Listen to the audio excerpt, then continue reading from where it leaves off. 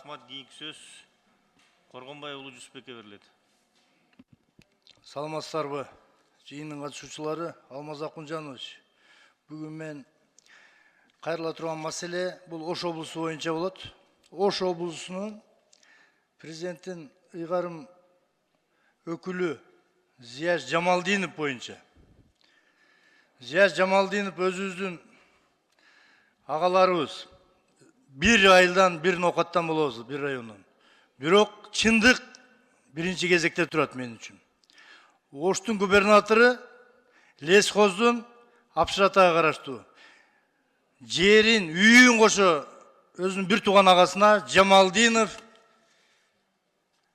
Арапбайга оформить этип 2021 жылы Лесхоздун жерлерин алып алыптыр.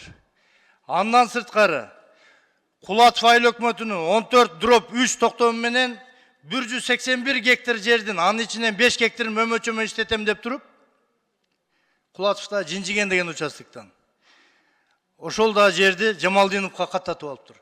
Мен алдымдан мына официалдуу түрдө госрегистрден келген турат кагаздар. Өмүр бою бир күндө бизнес кылбай туруп, ушунча жерлерге, ушунча мүлктөргө ээлик кылган мамлекеттин bir президенттин килтеген bir облусундагы өкүлүнө бул моралдык этикалык жактан да уят нерсе.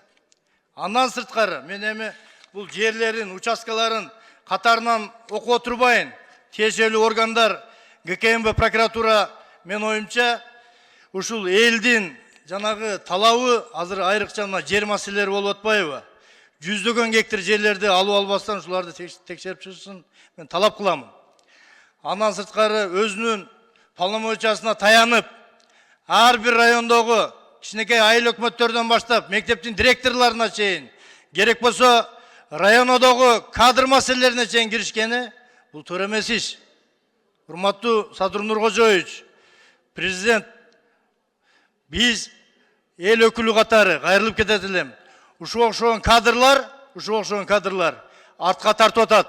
Чоң максаттарыбыз бар, мамлекетти көтөрөлү деген. Ушул жерден bir ойлоно турган учур келди. Эл кайра наразычылыгы ушул окшогон кадрлардын айынан келип чыгат. Бизнеске жеке инвестор келеби, башкасы болсо дайыма бут тосуу менен алек. Ишенбесеңер резюмесинде окуп көргүлө. Зияш Жамалдиновдун өмүр бою налоговый омбудсмен ушул катары эле жосо ватхоз жана депутат болгон.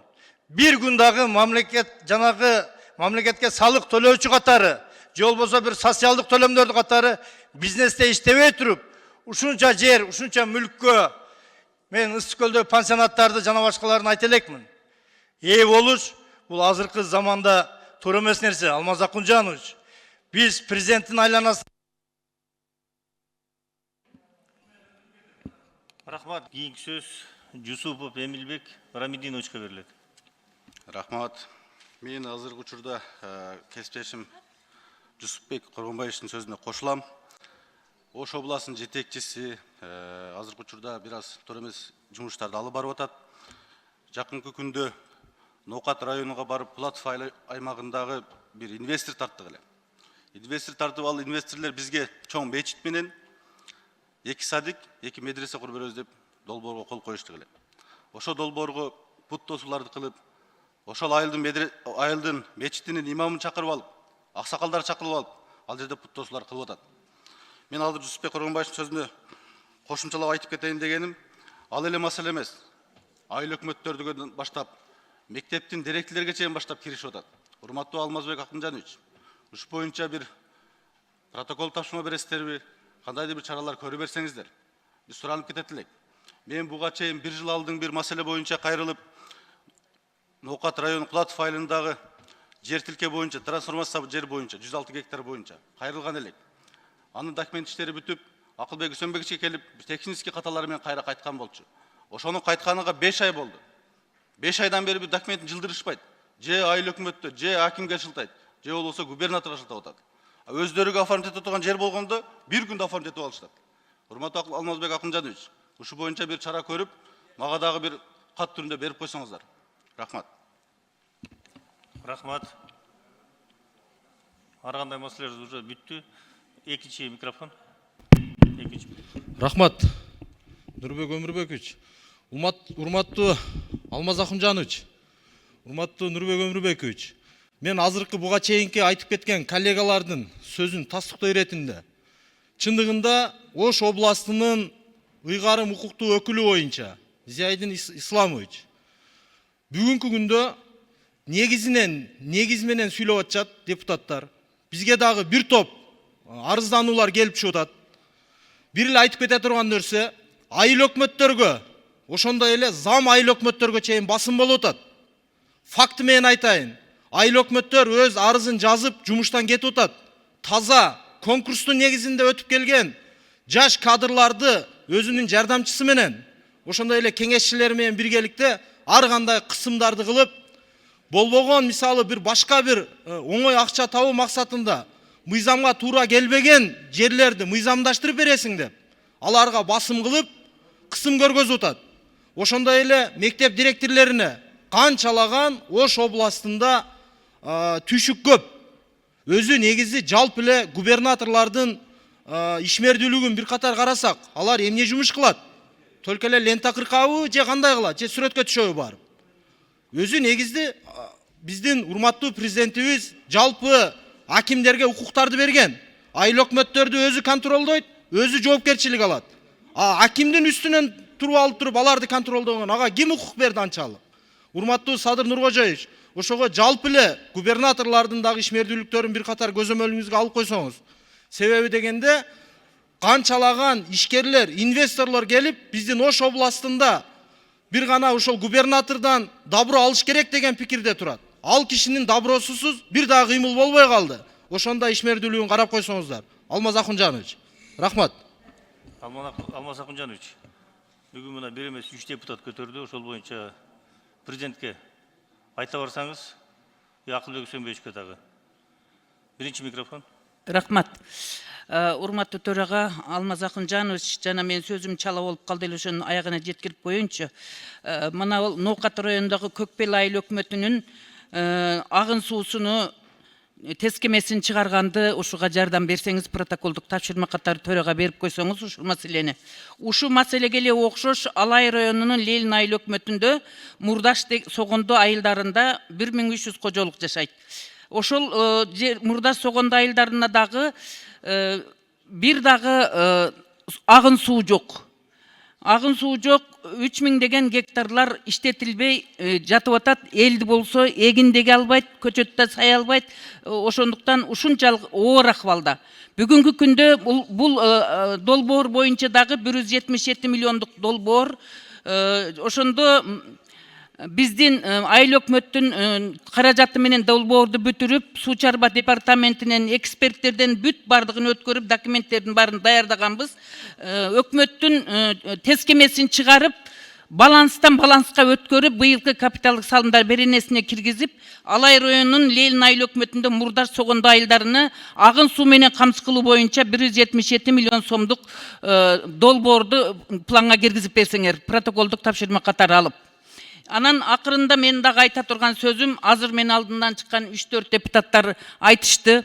Ош областтык ыйгарымдуу өкүлдүн жасаган иштери боюнча ал губернатор эле эмес, райондун акимдери да эч нерсе жумуш жасабай отурушат. Эптеп эле кадрды алмаштырып, акчалат, башын көтөргөн айыл өкмөттү же иштеш керек, анан алардан кабар алып туруш керек экен. Кабар албаса эле болду, сөгүш берет. Же болсо алмаштырат. Ошон үчүн мындай акимдердин, мындай губернаторлордун эмне кереги бар? Ошондуктан губернатор акимдерди шайлаганда басып өткөн жолуна, жок дегенде 5-10 адамга жетекчи болуп иштегенби? Тажрыйбасыны, билимини, бир менеджерлик жөндөмдүүлүгүн карап туруп шайлаш керек да. Мисалы бүгүнкү күндө бир айыл өкмөт айта албай отурат. Мына Ноокат районунда аким өзү нормальный адам, мен адамдык сапатына эч кандай немем жок. Но бирок аким болуп иштей албайт ал бала. Жөн эле отурат. Пиар кылып, Фейсбукка жазат, башка кылат. Бир жасаган иши жок. Бир айыл өкмөттү баш көтөртпөйт. Анын үстүнөн губернатор турат. Мындай болбойт да. Болбосо барып ишенбесеңер өкмөттүн комиссия түзгүлө дагы Ноокат районунун эли менен жолугуп, аныктап, тактап келгиле. Айта турган сөздөр көп. Мен ошон үчүн менен кичине депутаттардын айтканына калыс катары, улуу катары калыс сөзүмдү айтып коеюн. Мындай болбойт. Алмаштырыш керек. Иштеп аткан айыл өкмөттөрдүн эмгегин баалабайт дагы кабар албагандыгы үчүн сөгүш берип атышат. Мындай болбойт да. Ушу кантип болсун?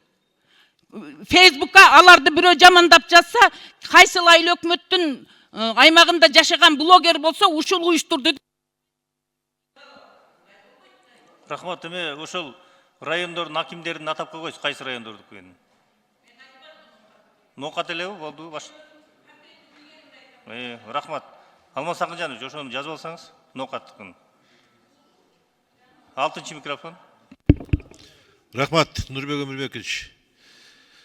Мен эми бул азыркы алдыдагы инелериме, депутат инелериме дагы, Надира Азимовнан айтканда дагы, бул боюнча мага да бир маалымат келген. Маалымат эмес, даже арыз түшкөн. Ошол Зиядин Исмаиловичтин Исламовичтин эмесине дарегине арыз түштү эле да, анан Жамалдиновго. Мен ошону тастап коеюн деп эле айтып атканым. Бул боюнча бул жөнөкөйдөн чыккан маселе эмес да, Алмаз Акынжанович. Ошондуктан мен дагы сунушум жогорудагы айтылган маселеге тереңирээк көңүл буруп койсоңуздар. Себеби дегенде мына кече жакында эле ишмердүүлүк алып барбаган Чүй облусунун губернатору жөнүндө кандай маселе болду? Мына ошого окшогон чечкиндик адамдарга барып бир иштерди алдыга жылдырбаса, бул жөндөн жөн чыккан маселе эмес. Мына азыр бир жыл берген маселени чечпей, анан дагы шылтоону көрүнгөнүн айтып атышат. Мына кечен чечкиндик адамга барып койду го. Урмат Садыр Нуркожоевичке дагы мына азыр тийиштүү текшерүүлөр жөнөтүп, карап койсо болот ушу маселе үчүн. Рахмат. Рахмат. Ош областынын губернатору боюнча дагы айта тургандар барбы, жокпу? Жок болсо ушу менен бүттү. Кийинки сөздү жогорку кеңештин, президенттин жогорку кеңештин туруктуу өкүлүнө Абутова Алмазбек Акынжановичке беребиз. Саламатсыздар, урматтуу депутаттар, урматтуу Нурбек Өмүрбекович. 6 мартта урматтуу президентибиз Садыр Нуркожоевич Жапаров жер укуктук мамилелерди жөнгө салуу жөнүндө мыйзамдын аткарылышы жөнүндө жумушчу кеңешме өткөрдү. Өткөн жылдын апрель айында мамлекет башчысы кол койгон ушул мыйзамда жер мунапысы жарыяланып, өлкө жарандары мыйзамсыз курулган жерлерди мыйзамдаштырууга мүмкүнчүлүк алышкан. Жергиликтүү бийлик башчыларына тиешелүү иштерди ыкчам жүргүзүп, жер тилкелерине уруксат берүүчү документтерин элге берүү тапшырмасы берилген. Бирок жыл жыйынтыгы менен президент бул мыйзамдын жоболорун ишке ашыруу боюнча иш канааттандырарлык эмес экендигин, өзгөчө Чүй облусунда терс көрүнүштөр менен коштолуп жатканын белгиледи. Ал мындай маселелерди тез арада чечүү үчүн президенттин аймактардагы ыйгарым укуктуу өкүлдөрүнүн жана акимдердин ыйгарым укуктарын кыйла кеңейтилгенин эске салды.